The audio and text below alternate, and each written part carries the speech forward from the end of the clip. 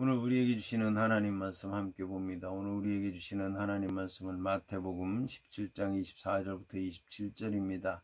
그러면 다 함께 읽습니다. 가버나움에 이르니 반세계를 받는 자들이 베드로에게 나와 이르되 너의 선생은 반세계를 내지 아니하느냐 이르되 내신다 하고 집에 들어가니 예수께서 먼저 이르시되 시몬아 내 생각은 어떠하냐 세상 임금들이 누구에게 관세와 국세를 받느냐 자기 아들에게냐 타인에게냐 베드로가 이르되 타인에게니이다. 예수께서 이르시되 그렇다면 아들들은 세를 면하리라. 그러나 우리가 그들이 실족하지 않게 하기 위하여 내가 바다에 가서 낚시를 던져 먼저 오르는 고기를 가져 입을 열면 돈 한 3개를 얻을 것이니 가져다가 나와 너를 위하여 주라 하시니라. 아멘. 오늘 말씀의 제목은 예수께서 성전세를 내셨다입니다. 그러면 본문의 말씀을 통해 함께 은혜 나누도록 하겠습니다. 이 본문의 말씀을 보면 가버나움에 이르니 반세계를 받는 자들이 베드로에게 나와 이르되 너의 선생은 반세계를 내지 아니하느냐라는 말씀으로 시작을 합니다. 본문의 가버나움이라고 하는 말은 나훔의 마을이라고 하는 뜻으로서 갈릴리 호수 서북쪽에 위치한 성입니다. 오늘날의 가버나움이라고 하는 성읍이 어디에 있는지 정확하게 알 수는 없지만 일반적으로 텔훔이라고 하는 곳으로 생각하고 있습니다. 이곳은 예수님께서 선교하신 선교사역의 중심지였지만 회개하지 않고 교만함으로 말미암아 예수님의 책망을 받은 지역이기도 합니다. 예수님께서 고난이 기다리는 예루살렘으로 오시기 전에 마지막으로 가버나움에 들어가셨습니다. 이곳에서도 예수님께서는 예수님을 정죄하려고 혈안이 되어 있던 자들에 의해서 성전세 납부 논쟁에 휩싸이게 됩니다.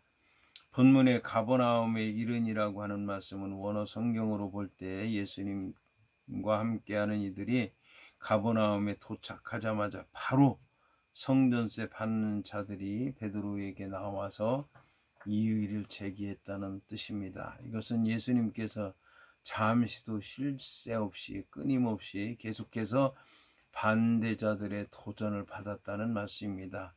본문의 반세겔이라고 하는 말은 헬라어로서 디드라크마인데 디드라크마라고 하는 말은 둘이라고 하는 뜻을 지닌 디스라고 하는 말과 드라크마라고 하는 말에 해당하는 드레크메가 결합된 형태로서 두 드라크마를 의미합니다. 드라크마는 은으로 만들어진 유대인의 가장 기본적인 주화로서 100드라크마는 한 문화였고 6천 드라크마는 한 달란트였습니다. 기원전 360년경 한 드라크마는 양 한 마리 가격이었고 황소 한 마리는 5드라크마였습니다.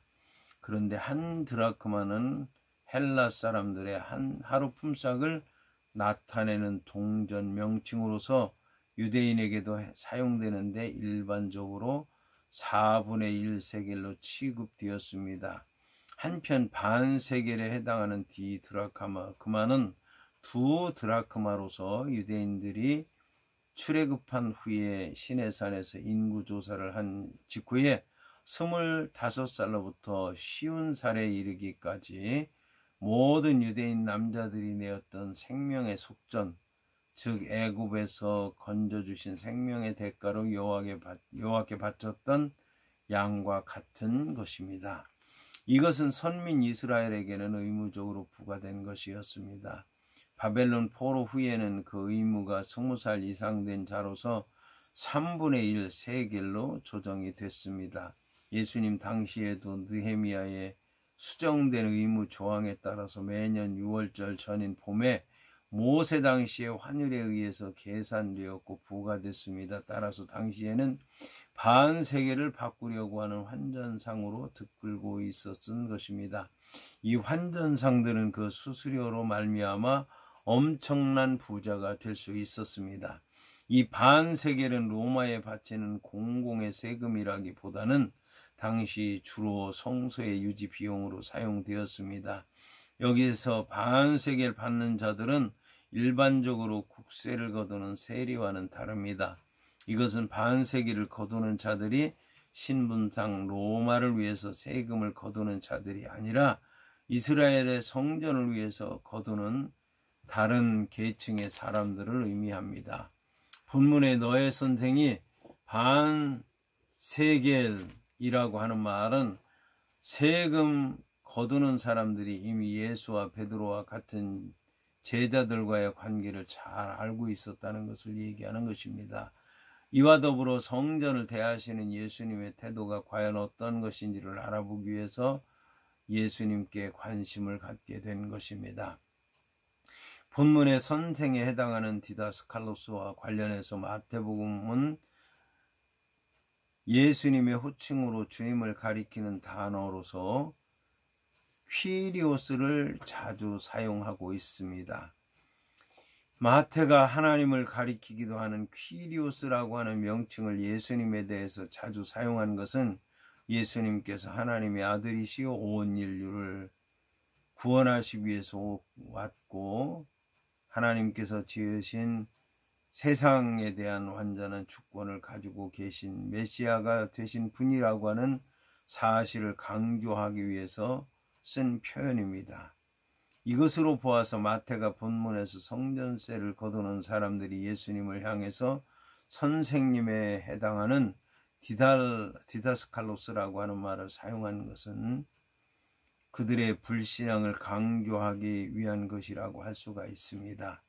그들은 예수님께서 성전의 주인이 되신 하나님의 아들이었는데도 불구하고 불신앙으로 눈이 가리워져서 이를 깨닫지 못하고 오히려 예수님께 성전세를 내도록 한 것입니다. 이어서 본문은 이르되 내신다 하고 집에 들어가니 예수께서 먼저 이르시되 시몬아 내 생각은 어떠하냐 세상 임금들이 누구에게 관세와 국세를 받느냐 자기 아들에게냐 타인에게냐라고 말씀하고 있습니다. 여기서 낸다라고 하는 말에 해당하는 나이라고 하는 말은 단언하는 말이나 확언하는 말로서 그렇다, 진실로, 참으로라고 하는 뜻을 갖고 있습니다. 이것은 어떤 질문이나 말에 대해서 강하게 확신시켜주는 대답으로 사용이 됩니다. 그런데 베드로는 예수님께서 당연히 성전세를 내야 할 것으로 생각하고 있었던 것 같습니다. 그렇기 때문에 내신다 라고 얘기를 하고 집에 들어간 겁니다. 따라서 베드로는 성전세의 문제에 대해서 예수님께 묻기도 전에 먼저 성전세를 내라고 하는 사람들에게 예수님께서 내실 거다 걱정하지 말라 그만 좀 얘기해라 그러고 예수님께서 계신 집으로 들어갔던 것입니다. 하지만 이러한 베드로의 대답은 성급한 것이었습니다. 예수님께서는 이 땅에 생명을 주시기 위해서 오신 하나님의 아들이기 때문에 생명의 속전인 성전세를 내실 필요가 없었던 것입니다. 그럼에도 불구하고 예수님께서는 불필요한 오해를 막기 위해서 성전세를 내실 것을 결정하신 것입니다. 본문에서 관세에 해당하는 텔로스라고 하는 말은 복수형으로서 국가가 일정한 지역의 경계선을 통과할 때 부과하는 통관세를 가리키고 상품에 대해서 매기는 간접세를 가리킵니다. 이에 반해서 국세에 해당하는 캔소스라고 하는 말은 모든 국민에게 내도록 부과하는 국가의 세금을 말하는 것입니다. 그러나 본문의 두 단어는 세금의 종류를 나열한 것이라기보다는 국가에서 내도록 부과하는 세금의 모든 것을 의미하기 위해서 쓰여진 것이라고 할 수가 있습니다.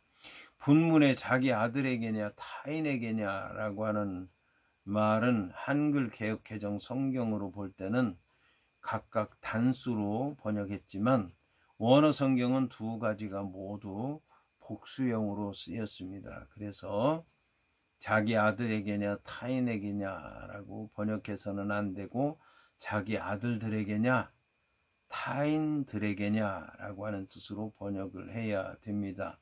이처럼 본문에서 아들들이 복수로 나오는 것은 대꾸를 이루는 타인들이 복수형이기 때문에 균형을 맞추기 위한 배려라고 할 수가 있습니다.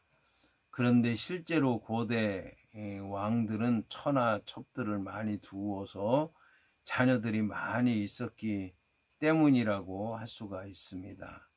그래서 복수의 표현이 자연스럽게 사용되어 수 있다고 할 수가 있습니다. 하지만 아들이 아무리 많아도 이들에게는 세금이 면제됐습니다. 이와 같은 모든 사람들이 인정하는 상식적인 일들을 예수님께서 상기시킴으로써 성전의 주인이 되신 하나님의 아들이신 예수께서는 성전세를 낼 의무가 없다는 것을 분명하게 말씀하신 것입니다. 이어서 본문은 베드로가 이르되 타인에게니이다 예수께서 이르시되 그렇다면 아들들은 세를 면하리라고 말씀하신 것입니다. 본문에 면한다라고 하는 말에 해당하는 엘류데로스라고 하는 말은 자유롭다라고 하는 뜻을 갖고 있습니다. 따라서 본문 그렇다면 아들들은 세를 면하리라 라고 하는 말인데 직역하면 그렇다면 아들들은 자유롭다는 뜻입니다. 이것은 예수께서 자신은 하나님의 아들이기 때문에 당연히 성전세가 면제되어야 한다는 뜻입니다. 성전이 아버지의 집이고 예수님께서는 모든 사람들이 죄를 속하기 위해서 오신 하나님의 어린 양이라고 할 때에 더욱더 성전세를 낼 필요가 없었던 것입니다. 따라서 본문의 아들들은 예수 그리스도를 가리킨다고 하는 점에서 아들이라고 해야 되겠지만 예수님뿐만 아니라 예수님을 따르는 제자들에게도 해당된다고 하는 점에서 복수로 쓰였다고 할 수가 있습니다. 이어서 본문은 그러나 우리가 그들이 실족하지 않게 하기 위해서 네가 바다에 가서 낚시를 던져 먼저 오르는 고기를 가져 입을 열면 돈 한 3개를 얻을 것이니 가져다가 나와 너를 위하여 주라 하시니라고 말씀하고 있습니다. 본문에 실족하게 한다라고 하는 말에 해당하는 말은 스칸달리조라고 하는 말인데 우리가 보통 얘기하는 스캔들이 바로 이제 여기서 나온 단어입니다. 이 스칸달리조라고 하는 말은 본래 길 가운데 걸려 넘어지게 하는 장애물이나 방해물을 놓는 것을 말합니다. 따라서 이 단어는 실족하게 한다, 범죄하게 한다라고 하는 말로도 번역이 되고 있습니다. 이것은 상대방으로 하여금 범죄하도록 유혹하는 악한 행위를 가리킵니다. 이러한 단어의 뜻을 본문에 적용시키면 본문은 예수께서 성전세를 내지 않게 되면 하나님의 아들이 되시는 예수님의 신분상으로는 당연한 처사라는 것을 말씀하는 것입니다. 하지만 이런 예수님의 본을 사람들이 악용해서 예수님이 아닌 다른 사람들도 성전세를 내지 않게 되면 예수님은 죄를 짓지 않지만 다른 사람들에게 죄를 짓도록 할 수도 있기 때문에 성전세를 내시겠다고 하는 그런 말씀입니다. 이로 미루어 볼 때 예수님께서는 자신의 성전에 대한 태도를 사람들이 오해하고 예수님을 배척하고 불신하게 되는 이제 이 일을 미리 막으려고 하는 뜻을 갖고 있다는 것을 알 수가 있습니다. 그뿐만 아니라 스칸달리조라고 하는 말이 걸림이 된다라고 하는 뜻도 가지고 있습니다.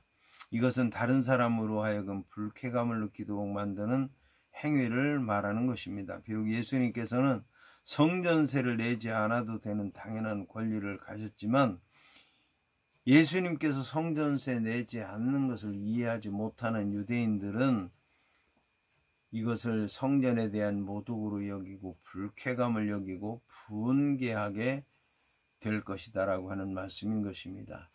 예수님께서는 앞으로 반드시 이루어야 할 하나님의 중요한 사명이 남아있기 때문에 더 큰 목표를 위해서 주장할 수 있는 권리를 포기하셨던 것입니다. 본문에 낚시를 던져 돈 한 3개를 얻을 것이니 가져다가 주라고 하는 말은 성전세를 내기 위한 예수님의 구체적인 방법을 얘기하는 것입니다. 이로써 우리는 동전이 고기 입속에 미리 있다는 것을 예수님께서 아셨다는 것하고 그 동전이 있게 하신 예수님의 능력을 알 수가 있습니다. 한편 신약에서는 낚시에 관한 말씀이 본문밖에는 없고 대부분은 그물을 사용하는 말씀이 나옵니다. 그러나 예수님의 유일하신 하나님의 아들로서 율법의 요구에서는 면제가 되지만 율법에 순종하실 뿐만 아니라 제자들의 필요에 응하시기 위해서 또 방해물들을 제거하기 위해서 예수님만이 하실 수 있는 기적적인 방법으로 해결을 하고 있습니다. 이 사건은 이제 고난 예고 바로 뒤에 나와서 우리로 하여금 예수님의 겸손함과 낮아지심을 다시 생각하게 합니다. 예수님께서는 바다를 잠잠하게 하시고 오병이의 기적을 베푸신 능력자이셨지만 스스로 낮추시고 쓸데없이 남으로 오해받지 않도록 하시기 위해서 이러한 수고를 아끼지 않으셨던 것입니다.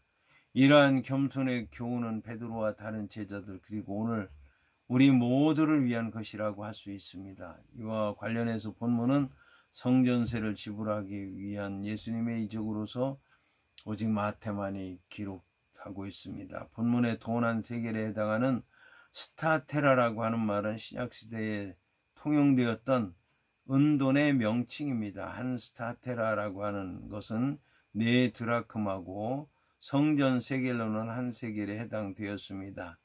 본문의 한 세겔에 해당하는 스타테르라고 하는 말은 그리스에서 사용되던 금으로 만든 돈으로서 대략 4드라크마 곧 한 세겔에 해당합니다. 따라서 이것이면 한 사람당 반 세겔이 요구되는 성전세에 2사람의 것을 낼 수가 있을 것입니다.